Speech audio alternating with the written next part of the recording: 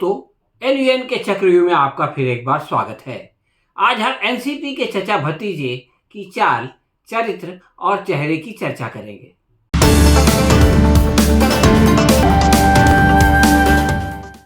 दोस्तों, कल्पना कीजिए, अगर किसी घड़ी का एक कांटा क्लॉकवाइज और दूसरा कांटा एंटी क्लॉकवाइज घूमने लगे तो इससे टाइम देखने वालों की क्या हालत होगी।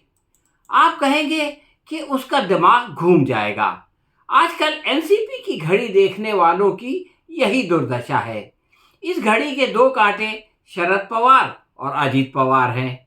एक अपनी आयु के कारण 24 घंटे में एक चक्कर पूर्ण कर पाते हैं और दूसरा तेज तर्रार कांटा 1 घंटे में घूम फिर कर वहीं आ जाता है जहां से चला था।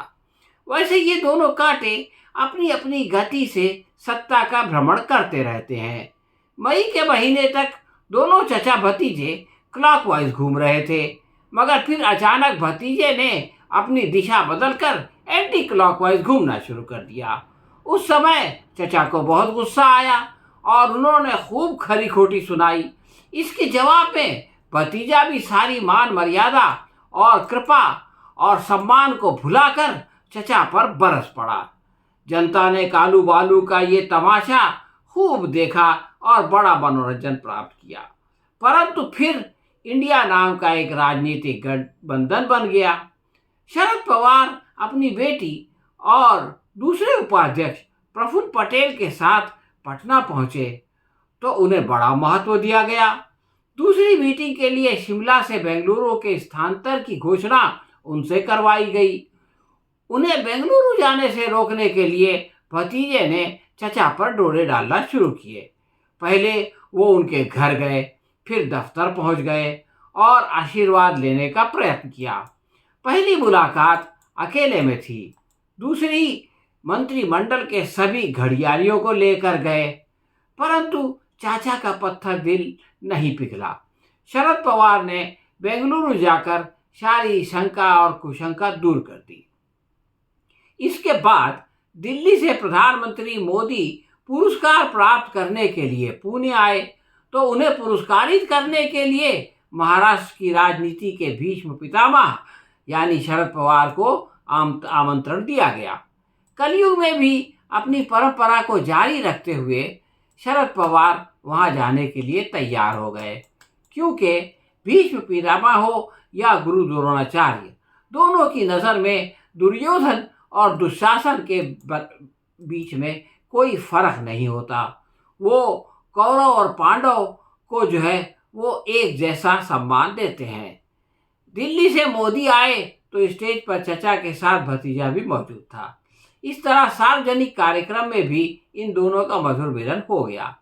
इस मामले की लीपापोती के लिए कहा गया कि मोदी जी किसी एक पक्ष के नहीं बल्कि पूरे देश के प्रधानमंत्री हैं।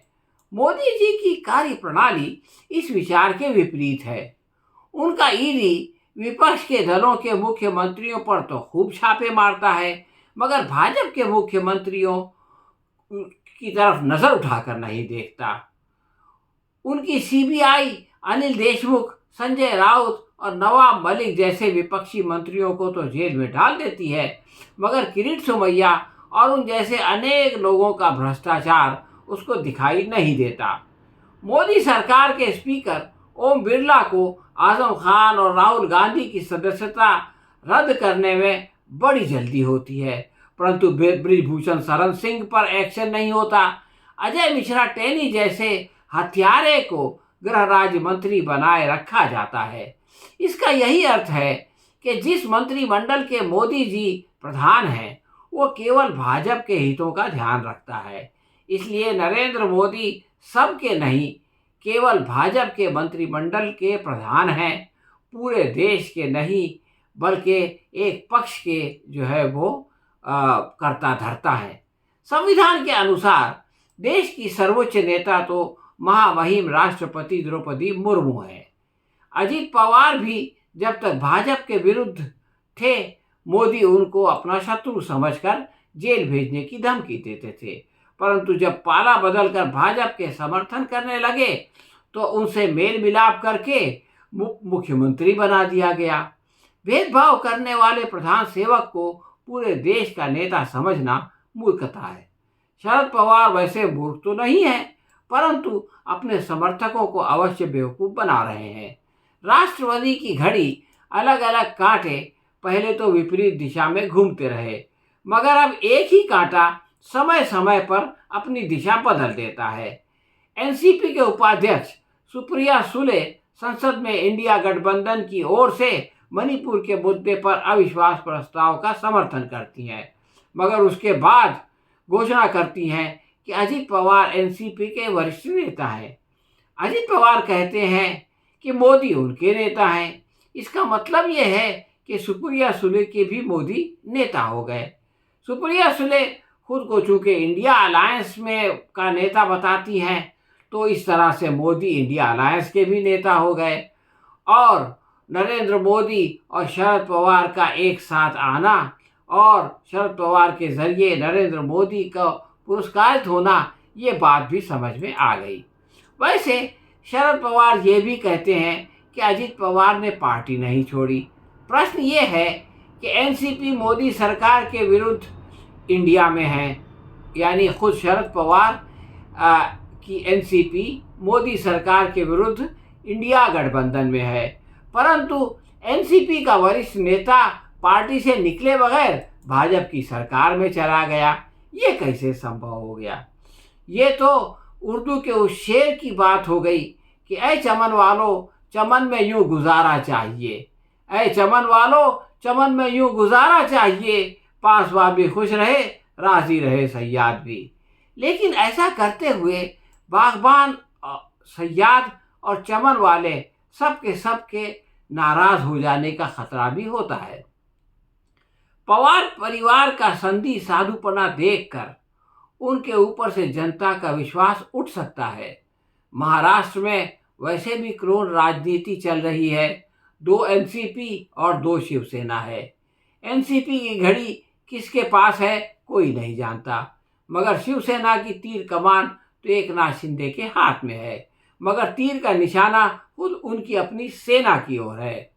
स्वर्ण काल के अंदर आगे चलकर यह भी हो सकता है कि हाथ के पंजे में पैर की उंगलियां दिखाई देने लगें, और वो दिन भी दूर नहीं जब कमल की टहनी पर गुलाब के पत्ते और कांटे नजर आने लगें।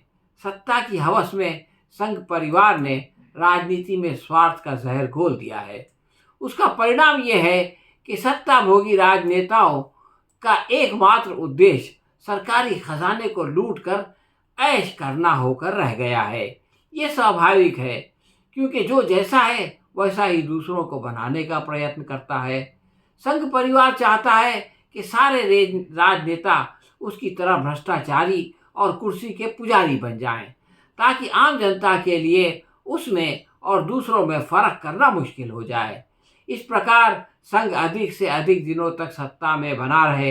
ये नीति संघ के लिए तो लाभदायक है, मगर देश के लिए हानिकारक है, और देश के आम लोगों को इसकी बहुत बड़ी कीमत चुकानी पड़ सकती है। हाँ तो दोस्तों, ये थी हमारी आज की समीक्षा। आपको कैसी लगी हमें कमेंट बॉक्स में लिख के बताएं। अगर पसंद आई हो तो इसे लाइक या शेयर करें। हम बहुत जल्द किसी और विषय पर आपसे फिर मिलेंगे। तब तक के लिए आज्ञा दीजिए। धन्यवाद।